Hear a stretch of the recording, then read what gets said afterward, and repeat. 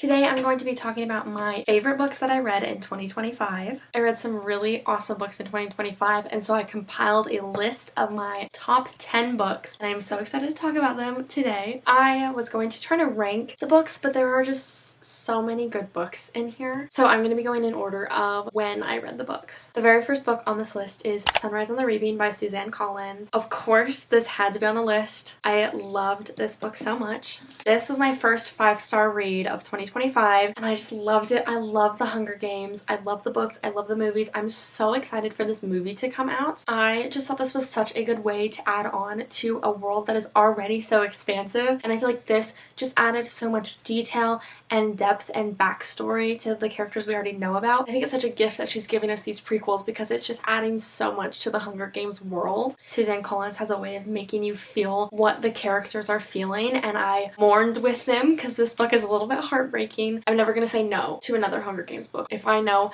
a new Hunger Games book is coming out, I know it's probably going to be a 5-star. I just think that she never misses. So good. 5 stars. My next book was actually the very next book I read and was also a 2025 release by one of my favorite authors, and it was My Friends by Fredrik Backman. I think right now he is my very favorite author. I have given every single book that I've read by him, which I think is every single book that he has, 4 or 5 stars, and I just am obsessed with his books. I'm obsessed with his writing. I'm obsessed with his characters. So this book is about a girl who falls in love with this painting, and like she really sees herself in that painting, and she really falls in love with the painting and like the world around the painting. So she kind of goes on this journey to discover the world and the meaning behind this painting that she loves so much. This is a dual timeline book, so it's about a group of teenagers 25 years before this book takes place and just about their journey, and then it's about this girl and her journey, and it's just about the power of friendship and art and how that can bring us together, and it's just a beautiful book. I don't think anyone writes about the human experience in a more profound or relatable way than Backman does. This was just another masterclass of that again. I cried, I laughed, I had a great time. Like I was saying with Suzanne Collins, every book that comes from him, I know I'm gonna love it. Most likely gonna be a 5-star. I'm already awaiting a new book from him. This was so good. My next book is Where the Crawdads Sing by Delia Owens. I am very aware that I am so late to this party. I feel like everybody and their mom literally has read this book. I finally picked it up and read it this year, and I loved it. I gave it 5 stars. I thought it was so good. So this book is about a woman who lives in isolation in this marsh, kind of away from this town. This book is kind of just about how living in isolation affects the way that she goes through life and the way she interacts with people and the way she can express love to others. I thought that was such an interesting experience to explore in this book. I was immediately sucked into this world. I love the mix of mystery and literary fiction, because it does just feel like a literary fiction, but there's definitely some mystery in it. We get lots of dual timelines in this book, which I really enjoyed because I think they were used in a way to really capture the story and what's happening and who our characters are. If she would have written this book just in order of timeline of things happening, it wouldn't have been that as interesting as it is. But jumping back and forth, sometimes that can be a little bit disorienting as a reader, but I think Delia Owens wrote it in a way that made sense. I understand the hype now. I think it lived up to its hype. Next up, we have Nothing Like the Movies by Lynn Painter. I love Lynn Painter. She is my favorite romance author. I don't think anyone is writing romance like she is writing romance right now. I feel like I'm watching a rom-com movie when I read a Lynn Painter book. This book is the sequel to Better Than the Movies. I gave this book 4 stars just because it is a sequel. I went into this book knowing that it was a sequel to a book that I really loved, and I do think that it lived up to my expectations. I did give it a 4-star just because I don't think it was quite as good as Better Than the Movies, but it was still so good. So this book is about our characters Wes and Liz, and since we last saw them in Better Than the Movies, they have since broken up. This book talks a lot about how they have grown as people since high school, since Better Than the Movies. I loved the college setting. I loved the sports setting because Wes is a baseball player in college. One thing I love about Lynn Painter is that she makes playlists for her book, and she talks about actual songs that her characters are listening to in the book. As a music lover, I'm obsessed with that. I think that is the best thing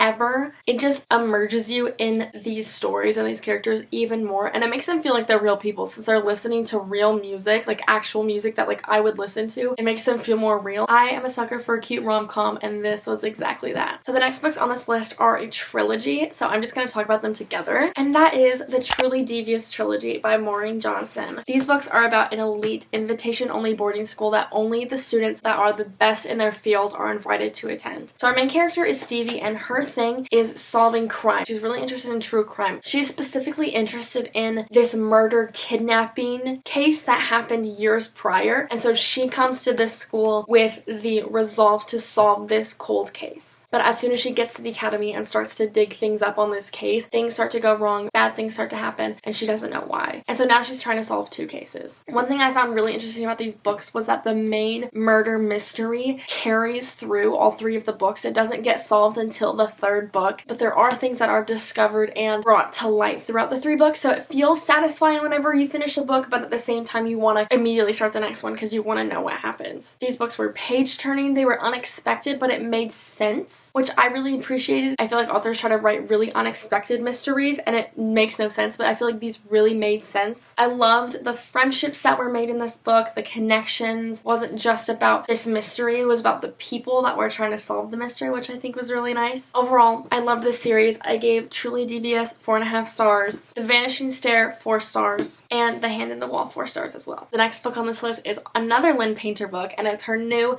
release, Fake Skating. I gave this book 4 stars. I loved it. It was another feel-good, rom-com, warm and fuzzy, almost Hallmark movie vibes kind of book. This book is about childhood best friends Danny and Alec who are no longer friends. They had a falling out when they were younger, but now Danny has moved back to the town where Alec lives, and this town is all about hockey, and Alec is the star hockey player. So, like nothing like the movies, this book also had that sports element, which I just think is so fun. I love sports, so I love reading about it, especially in my like fun little romance books. In this book, Alec and Danny decide to fake date for the sake of both of their reputations, which is a trope that I'm usually not really a fan of, and I was really wary of it at the beginning of this book, but I kind of came around. I feel like Lynn Painter did a pretty good job writing the fake dating trope. My biggest complaint about this book is that towards the end there's a lot of conflict happening that I was just kind of like a little overwhelmed by, and I feel like it should have happened earlier in the book so that the ending could be a little bit more just like happy and fun. But overall, loved this book. I gave it 4 stars. I love Lynn Painter. Next up, we have The Nightingale by Kristin Hannah. This is another book that I am so late to the train on. This is my very first Kristin Hannah book. So this is a World War II fiction about 2 sisters, and it is about the Women's War and like what it was like to be a woman in the midst of all that war, like what their struggles were and like how brave they had to be. And I thought it was such a touching book. The only reason that I didn't give it 5 stars is because it was so